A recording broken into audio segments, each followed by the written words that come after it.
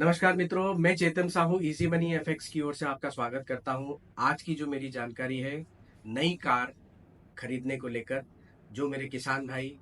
नई कार खरीदने का अगर प्लानिंग कर रहे हैं 2024 में, तो आप मेरी ये इन्फॉर्मेशन आपके लिए निश्चित तौर से बहुत ही लाभप्रद सिद्ध होगी। मेरे वीडियो को पूरा अंत तक जरूर देखिएगा कि किसान भाई किस प्रकार से अपने कार लोन को प्लान कर सकता है। आइए समझते हैं। तो भारत का 50% से अधिक हिस्सा ग्रामीण क्षेत्र से जुड़ा हुआ है और हर किसान भाई चाहता है कि उसके पास एक कार हो। लेकिन कार लोन के लिए जब हम अप्लाई करने के लिए जाते हैं, तो हम देखते हैं कि किसान भाई के पास में नॉर्मल जो एक बिजनेसमैन है या सैलरीड क्लास है, उसके पास जो डॉक्यूमेंटेशंस होते हैं वो किसान भाई के पास नहीं होते हैं, जिसके चलते उसको हायर रेट ऑफ इंटरेस्ट पर वो लोन ले लेता है। ऐसा इसलिए होता है कि जब आप डीलर के पास डायरेक्ट जाकर के अप्लाई करते हैं, तो आपके पास में विकल्प नहीं होते हैं कि मेरे को कौन सी बैंक से लोन लेना चाहिए।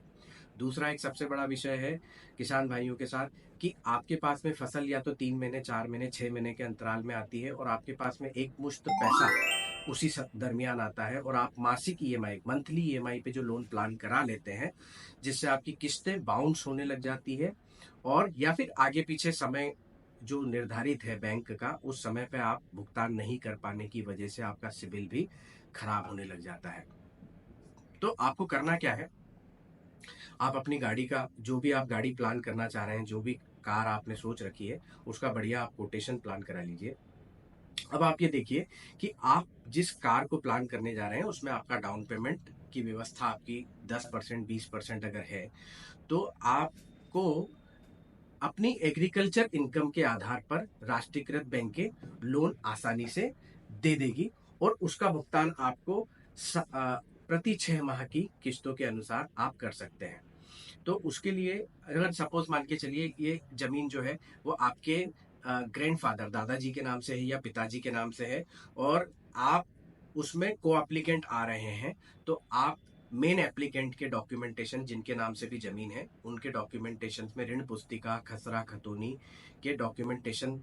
लेकर के और उनका पैन आधार लेकर के, उनकी 6 महीने की बैंकिंग, उनका सिबिल ठीक होना बहुत जरूरी है, पहली चीज। दूसरा, आप अपने एज ए को एप्लीकेंट आ रहे हैं, अगर आपकी सेकेंडरी इनकम भी है, आप दूध का व्यापार भी करते हैं या आप सब्जियों का व्यापार भी करते हैं,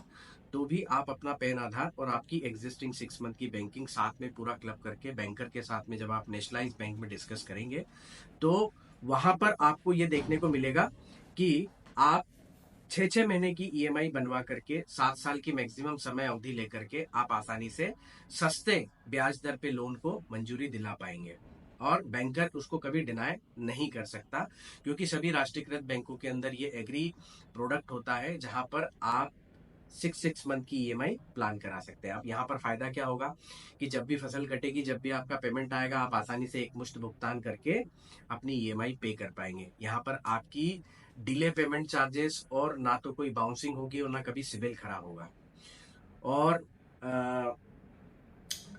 इसमें अगर अपन एक और अच्छी बात ये समझते हैं कि राष्ट्रीयकृत बैंकों में प्री पेमेंट चार्जेस भी नहीं होते हैं, फोरक्लोजिंग चार्जेस भी नहीं होते हैं। अगर आपको लगता है कि आपके पास में भविष्य में 7 साल के लिए आपने लोन लिया था और 4 साल में ही अगर आपने लोन बंद करना है, तो आप आसानी से यहाँ पर वो लोन भी बंद कर पाएंगे। तो मेरी जानकारी अगर आपको ये अच्छी लगी हो तो जरूर उसको शेयर कीजिएगा और ऐसी अ, जानकारी के जुड़े रहने के लिए आप मेरे इस चैनल को लाइक और सब्सक्राइब जरूर कीजिएगा। धन्यवाद। Easy money FX.